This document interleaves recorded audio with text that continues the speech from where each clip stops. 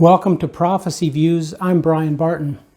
Now, the first thing I wanted to get to today is to remind everybody to give this video a thumbs up, give it a like on Facebook, like it on YouTube, subscribe to us on our YouTube page. We're on a large task to get our subscriber level up to 1,000 as an initial goal for us. You can support this ministry by going to patreon.com and looking under Prophecy Views. Again, that 1,000 subscriber level is very important to us. The first topic that I would like to bring up is the topic that comes to us from Face the Nation.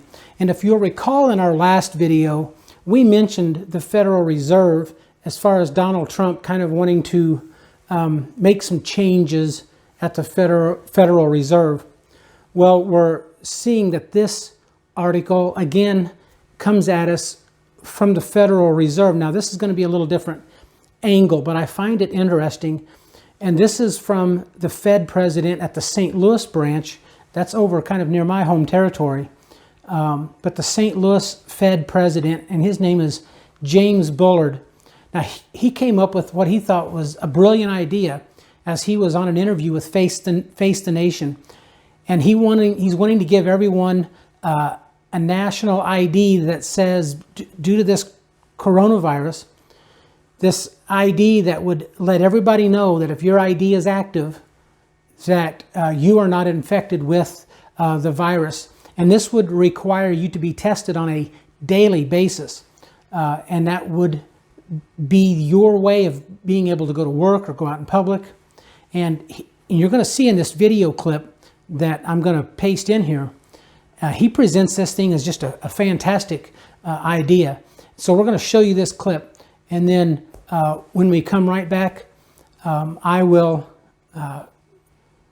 show you, we'll touch up on how that hits in the prophecies of the Bible. Do you think that this global economy is going to look the same on the other side of this pandemic? Are those jobs actually going to exist for people to go back to? You know, I have good news for you, Margaret, because there is a solution using available technology today to fix the economic part of this problem. The solution is universal testing. What you want is every single person to get tested every day, and then they would wear a badge like they would after they voted or something like that to show that they've been tested. This would immediately sort out who's been infected and who hasn't been infected. That would help the healthcare sector, but it would also help the economy because we could interact with each other with a lot of confidence. Now, as many of you know, I do believe in Scripture that it paints a picture between Revelation 12 and Revelation 13. Revelation 12 paints a picture of the United States protecting Israel from the United Nations beast or from the Antichrist at the final 3.5 years leading up to the Battle of Armageddon. And we have a president currently in office that really does that, stands up for the nation of Israel, has backbone, does not care what the United Nations says in regards to it. And that's the exact type of picture that we get in Revelation 12 and then in Revelation 13, where you see the United Nations combo beast painted in the very first part of Revelation 13. The eagle's wings are not present in this beast. And so that allowed a lot of us in the prophecy world to understand that the United States would indeed pull away from the United Nations. And now this is a good thing. If you're part of the one world government beast, you're also going to fall under the reign of the Antichrist, and you'll be under his edicts, the mark of the beast and that sort of thing. And so we're seeing a picture that the United Nations is not going to be part of that. Now, having said that, I do not believe that the United States will end up being under the mark of the beast. However, I do still think that we need to be vigilant. So keep this in the back of your mind. Keep this actually on the forefront of your mind. And if this continues to develop further, then we need to squash it and let our politicians know that this is not something that we want. Now, sort of along the same lines, because we're still talking about the effects of the virus, Take note, again, this goes back to Revelation 12 and 13, this United States pulling away from the one world government beast. You're going to see in this article that Trump is threatening to pull out of the World Health Organization. Now, he's backtracked a little bit since then, but I think it's going to be interesting to see what he decides to do when all of this kind of clears up and blows over.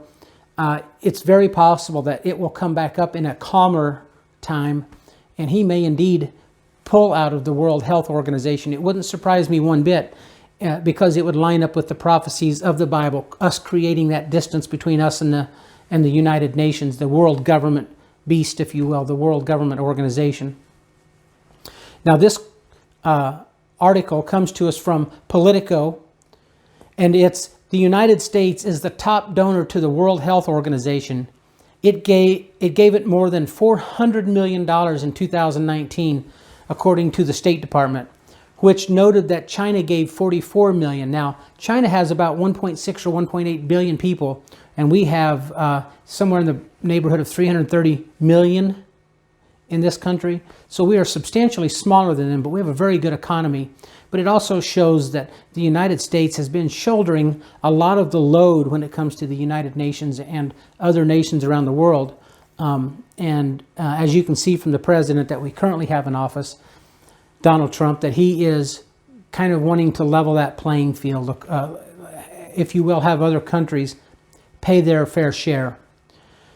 Continuing on with this article, Trump said this week that the U.S. is evaluating its World Health Organization funding, and the directive on getting higher level clearance appears to be part of that. So he's wanting, as certain departments get ready to put their contribution to the World Health Organization, different departments of the United States government, he's now put it out there that he wants it to be cleared from higher levels before that funding goes on through just automatically.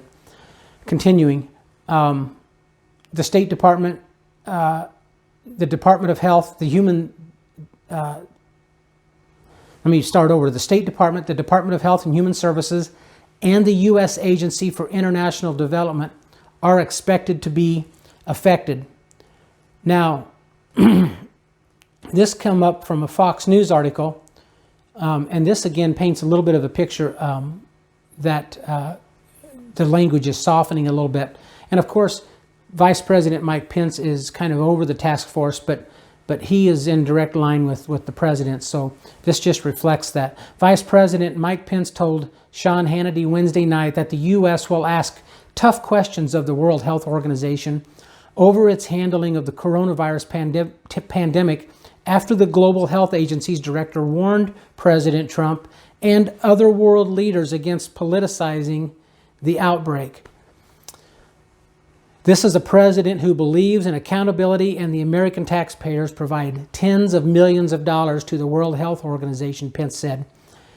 And as the president said yesterday, I suspect we will continue to do that, but that doesn't mean that at the right time in the future, we aren't going to ask the tough questions about how the World Health Organization could have been so wrong. Now, the one thing that I want to notice here is just to keep your eye on this, and I am curious to see what this picture is going to look like in 6 or 8 months from now, when the majority of this stuff is has blown over, and it'd be a little bit more behind the scenes. Now, one more thing that I will bring to your attention is that Nancy Pelosi has put it out there that she is very adamant now about getting voting by mail. And you can find articles out there. There's tons of them. She's really pushing now in this new stimulus package, the fourth phase of the stimulus package, that she wants to put in there where voting will be done by mail in November. Now remember, this is just now the first part of April. And so they're pushing for voting by mail, which won't be until November. And voting by mail is not a secure way of voting. So it's very concerning to most of the American people. Now, the Democrat side of the powers that be are pushing this as a good thing, and they really want voting by mail. But there's no way that they could stop people from ballot harvesting or putting in false ballots and just mailing them in. There's no way of proving who you are when you mail this thing, and for obvious reasons, you can see it in your own mind how this would be a horrible way of securing our vote. And so that is not something that I would be after, but I don't see that getting its traction, but it's definitely something worth keeping our eye on. Now, I appreciate you tuning in. Again, like this video, give it a thumbs up, subscribe to the channel. We'll try to keep these videos on a little more shorter fashion, and we'll continue to follow some of these articles that we're following behind the scenes right now, and we'll bring them to you. Thanks for joining us. God bless.